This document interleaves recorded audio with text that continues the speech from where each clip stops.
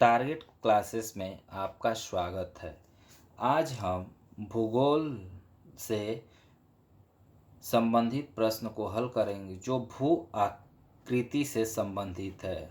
यानी भू आकृति से जो भी महत्वपूर्ण प्रश्न हैं जो एग्जाम के दृष्टि से अति महत्वपूर्ण हैं, उन सभी प्रश्नों को हमने यहाँ विस्तार पूर्वक लिखा और समझाया है। आइए देखते हैं।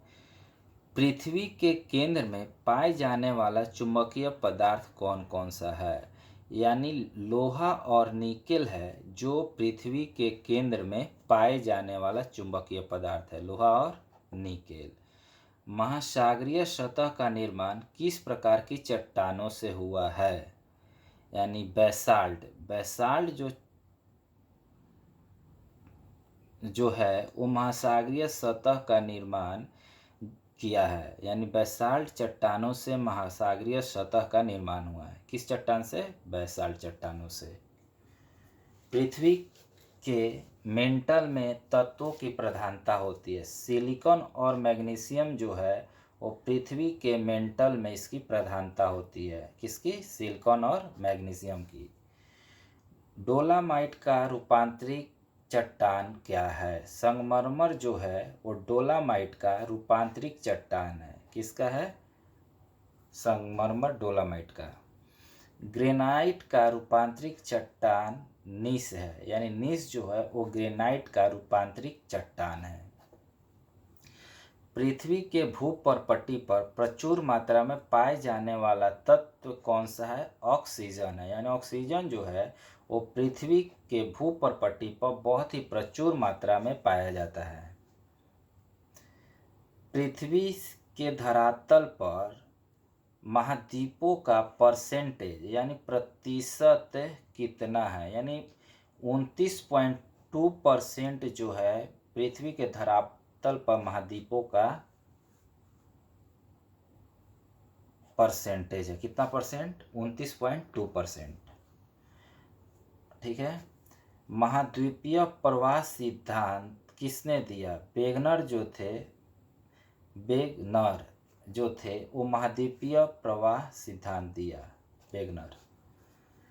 प्लेट विवर्तनिकी का सिद्धांत किसने दिया था? हैरी हैंस जो थे 1960 में प्लेट विवर्तनिकी सिद्धांत दिए थे। कौन दिए थे? Harry Hans. कब दिए थे? 1960 में। भूमध्य रेखा से उत्तर या दक्षिण के कोणीय दूरी को क्या कहते हैं? यानी उत्तर और दक्षिण, यानी इस तरह इस तरह इस तरह और नीचे इस तरह, यानी ये जो कोणीय दूरी कहलाती है वो अक्षांश, यानी उत्तरी अक्षांश दक्षिणी अक्षांश पढ़े होंगे। एक अक्षांश की दूरी कितनी होती है? एक अक्षांश की दूरी 111 किलोमीटर होती है। कितनी होती है? 111। पृथ्वी को दो भागों में बांटने वाली काल्पनिक रेखा क्या कहलाती है? भूमध्य रेखा पृथ्वी के दो भागों में काल्पनिक रूप से बांटती है। यानी बीच से जो बांटती है वो भूमध्य रेखा है।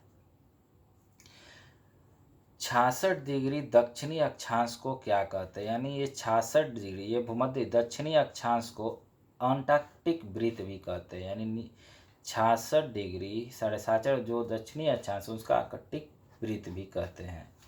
दो देशांतरों के बीच की दूरी को किस नाम से जानते हैं? गोरे के नाम से जानते हैं। यानी दो देशांतरों के बीच के दूरी को गोरे नाम से जानते हैं। एक देशांतरों की सर्वाधिक दूरी कहाँ होती है? विषुवत रेखा एक ऐसा स्थान है जो एक देशांतरों के बीच में सर्वाधिक दूरी, यानी सबसे लंबी यहाँ होती है। माने एक देशांतरों की सर्वाधिक जो दूरी होती है वो कहाँ होती है? विषुवत रेखा पर होती है।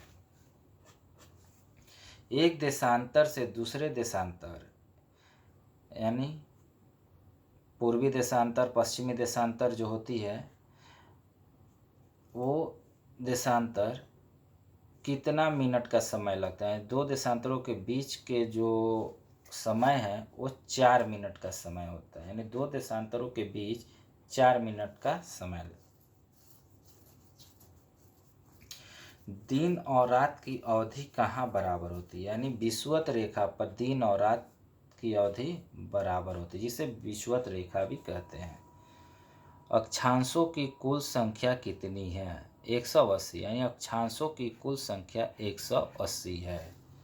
देशांतरों की कुल संख्या कितनी है? देशांतरों की कुल संख्या 360 है। पृथ्वी 1 घंटे में कितना डिग्री देशांतर घूम जाती है? यानी पृथ्वी 1 घंटे में 15 डिग्री देशांतर घूम जाती है, डिग्री है, ठीक है। प्रधान मध्याह्न रेखा कहाँ से होकर गुजरती है? यानी प्रधान मध्याह्न रेखा जो ग्रीनविच से गुजरती है।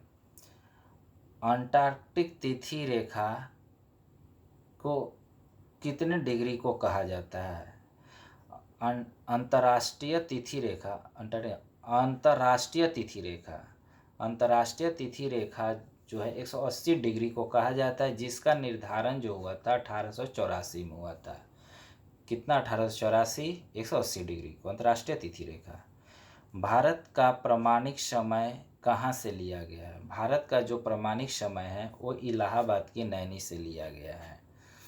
सुनामी किस भाषा का शब्द है? सुनामी जो है वो एक जापानी भाषा का शब्द है। Thank you for watching, like and subscribe.